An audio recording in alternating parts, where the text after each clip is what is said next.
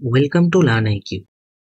এই আসন্ন PSC clerkship এক্সামিনেশনের মেন যে এক্সামিনেশন সামনে হতে চলেছে মোস্ট প্রবাবলি ডিসেম্বরের দিকে, তো সেখানে প্রতিবেদন রচনা থাকবে। তো এই সাম্প্রতিক একটি বহুল চর্চিত একটি বিষয় নিয়ে আমি আজকে প্রতিবেদন রচনা এখানে নিয়ে এলাম। তোমরা টপিকটি দেখো, সেটা হচ্ছে এসআইআর, যার বাংলা অর্থ হচ্ছে বিশেষ নিবিড় সংশোধন, যেটা আমি 250 শব্দের মধ্যে তৈরি করেছি।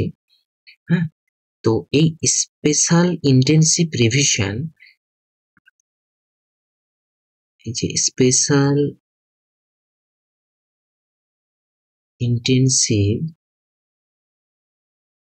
রিভিশন, যেটারই বাংলা অর্থ বিশেষ নিবিড় সংশোধন। আমরা পরের পেজটা দেখি। এখানে একটা আমরা টাইটেল দিয়েছি, যেটা হচ্ছে এসআইআর এপিক বন্দি আতঙ্ক। তো টাইটেলটা একটু আকর্ষিত করার চেষ্টা করেছি।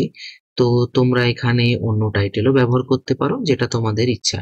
ঠিক আছে, দেখো যেরকম ফরম্যাটে লেখা যায় যে নিজস্ব প্রতিনিধি, অক্টোবর 30, আজকের ডেট 2025 সাল, কলকাতা। নোটবন্দির পর সমাজে যেন নতুন এপিক বন্দির আতঙ্ক। আগামী বছর রাজ্যে বিধানসভা ভোট। বাকি রাজ্যের মতো প্রত্যাশিতভাবেই তার আগে ভোটার তালিকা সংশোধনের পরিকল্পনা নিয়েছে নির্বাচন কমিশন। এই কর্মসূচির নামই হচ্ছে বিশেষ নিবিড় সংশোধন, যেটাকে আমরা সংক্ষেপে এসআইআর বলছি। প্রতি বছরই, তো এই আগের পেজটা না, এটা ভূমিকার মধ্যে থাকছে। ঠিক আছে, তো এটা ভূমিকার মধ্যে থাকছে। হুম, তারপরে আসছে মেন বডি। দেখো, প্রতি বছরই ভোটার তালিকা সংশোধনের কাজ করে নির্বাচন কমিশন। নতুন নাম নথিভুক্ত করার পাশাপাশি মৃত এবং অবৈধ ভোটারের নাম বাদ দিয়ে নতুন তালিকা প্রকাশ করা হয়। কিন্তু কমিশন মনে করেছে এই প্রক্রিয়াটি ত্রুটিপূর্ণ এবং নিবিড় নয়। এই যে নিবিড় মানে হচ্ছে এখানে কিন্তু গভীর বোঝানো হয়েছে, মানে গভীরতা। ঠিক আছে, নাম তোলা এবং বাদ দেওয়ার ক্ষেত্রে অনেক গলদ থেকেই গিয়েছে। এসআইআর করে সব ভোটারের নাম নতুন করে নথিভুক্ত করা হবে। নিশ্চিন্ত করা হবে দুটি বিষয়: এক, কোনো বৈধ ভোটার যেন বাদ না যান; দুই, একজনও অবৈধ ভোটার যেন তালিকায় না থাকে। পশ্চিমবঙ্গে গত 2002 সালে ভোটার তালিকায় শেষবার আমূল বিশেষ সংশোধন হয়েছিল। এর পরের পেজ। এখন সংশোধন করার প্রসঙ্গে কমিশনের বক্তব্য, এসআইআর এর জন্য নির্দিষ্ট কোনো দিনক্ষণ নেই, প্রয়োজন মনে হলে তা করা হয়। সরকারের ধারণা, বাংলাদেশ এবং মায়ানমার থেকে ভারতে ঢোকা প্রায় 1 কোটি অনুপ্রবেশকারী এ দেশের ভোটার তালিকায় রয়েছেন। তাই কমিশনকে দিয়ে এসআইআর করিয়ে সেই নামগুলি বাদ দিতে চায়। এখানে বাদ দিতে চায় কিন্তু সরকার। হ্যাঁ, যদিও এই নিয়ে বঙ্গে বিরোধী রাজনৈতিক দলগুলোর মধ্যে মতবিরোধ শুরু হয়েছে।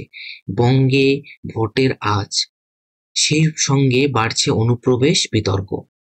সত্যি কি বদলাচ্ছে বাংলার জনবিন্যাস? তাহলে এই যে এটা কিন্তু বডির মধ্যে আসছে। ঠিক আছে, তাহলে আগে কি হলো? ভূমিকা। হ্যাঁ, ভূমিকা, তারপর কিন্তু বডি। এবার আমরা কিন্তু যাব উপসংহার। হুম, তবু আশঙ্কা ও আতঙ্কের বশবর্তী না হয়ে এবং সব তরফের রাজনীতির অস্থিরতা ও উদ্বেগ তৈরির চক্রান্তকে ব্যর্থ করে যাতে এই প্রক্রিয়া সুস্থভাবে শেষ করা হয়, তা দেখা রাজ্যবাসীর কর্তব্য এবং রাজ্যবাসীরই দায়। বুঝতে হবে, ঠিক যে কারণে সীমান্ত অতিক্রমণ ও ধর্মভিত্তিক অনুপ্রবেশে জনবিন্যাস বদলে যাওয়া নিয়ে দেশময় এত চিৎকৃত প্রচার, সেই দেশভাগ ট্র্যাজেডির বেদনা মনে রেখেই এই রাজ্যের শান্তি ও স্থিতি রক্ষা অতীব জরুরি।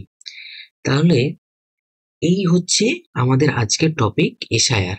তো এই আসন্ন পিএসসি ক্লার্কশিপ ডেসক্রিপটিভ যে রাইটিং আছে, সেখানে মোটামুটি 180 থেকে 200 শব্দের মধ্যেই তোমরা লিখবে। এখানে আমি 250টা শব্দের মধ্যে আমি লিখেছি। তো তোমরা এটাকে আর একটু ক্লিয়ারিফাই করতে পারো। ঠিক আছে?